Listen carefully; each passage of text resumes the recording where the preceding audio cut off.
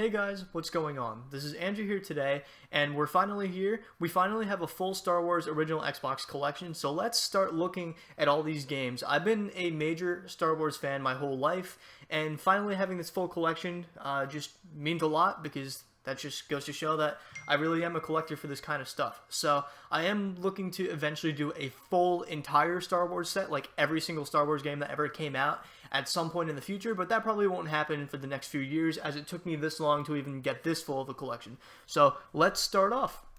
First one on the list, Star Wars Battlefront. So I'm going in alphabetical order. We're starting off with this. Got this one, I believe, off of Macari from a seller who was also bundling it with Battlefront 2. I like Battlefront 2 better than Battlefront 1, but that's not to say that this is not an incredible game. This is an incredible game. I love this a lot. Played through the campaign, and I actually beat this one before I beat this one. I still haven't beaten this one, but both incredible games that you have to have in your collection if you're an Xbox guy or a PlayStation guy, because this is also on PS2. You can also get these on PC on Steam, which I also have on there. So I have Battlefront 2, Battlefront 2 on 3 platforms, and this one on 2. So let's start going down the list some more.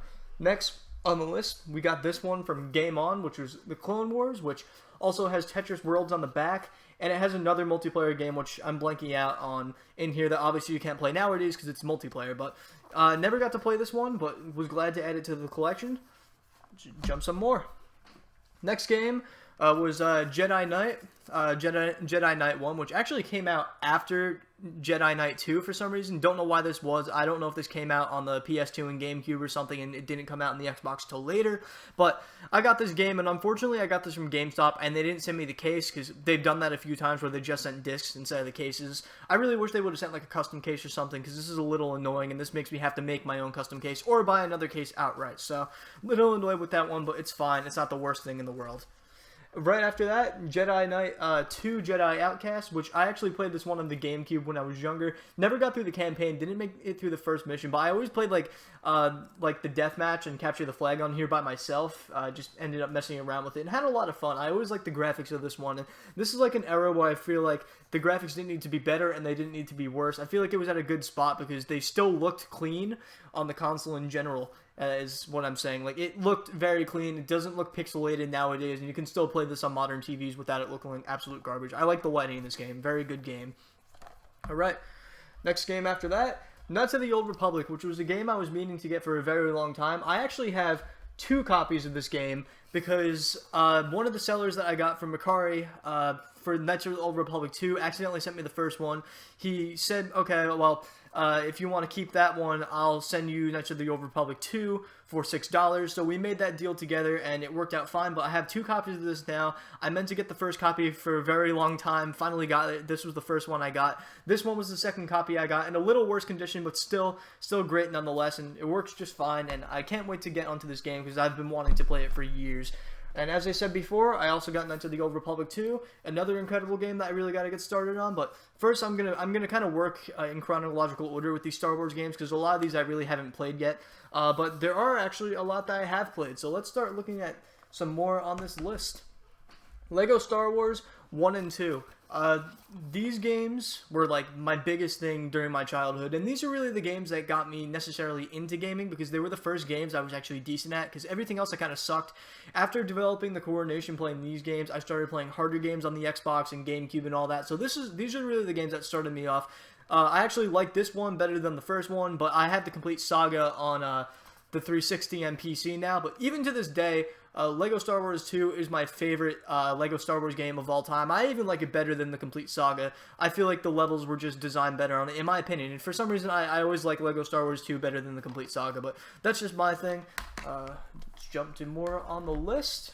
Some more games that I played, I have 2 copies of because I accidentally got these in a bundle. I got Star Wars Obi-Wan, 2 copies of them. Ironically, this is like the worst of the entire Star Wars collection I have, but I like these games. I actually do like these games. I had a lot of fun playing like halfway through the campaign. I plan on finishing this game eventually, and even though it's broken as hell, this to me looks kind of like a Force Unleashed kind of game. It kind of reminds me of it a bit, and probably was kind of like a tech demo for them before they went and made that game. So great Star Wars games that aren't really great. I mean, I like them, but majority of people don't. Had a lot of fun with them. Let's put them down and jump to the next few games. So this was another game I haven't played yet. This was like the second to last game I had to add to my collection. I haven't tried this yet, don't really know anything about it, but definitely looking forward to trying it out. Alright, we're down to my last three.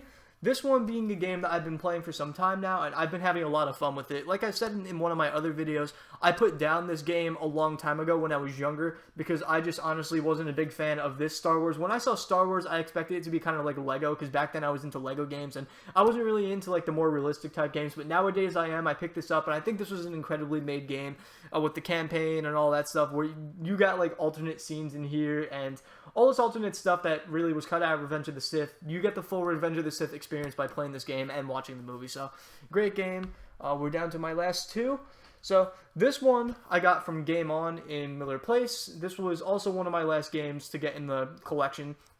I haven't played it yet, but I have seen gameplay of it. Very excited to get started on this one. So, the reason why LEGO Star Wars 1 wasn't the last game to add to my collection, as I said in another video, is because I got this game mixed up with this game. I didn't realize there was Starfighter and Jedi Starfighter. The names there really didn't help me distinguish the two, unfortunately. I didn't notice that there were anything different until I saw online that they, because when I was looking at my list to make sure I had them all, I saw Starfighter, but I didn't see Jedi Starfighter because I thought this was just like another Starfighter, because there was Starfighter and then Starfighter Special Edition.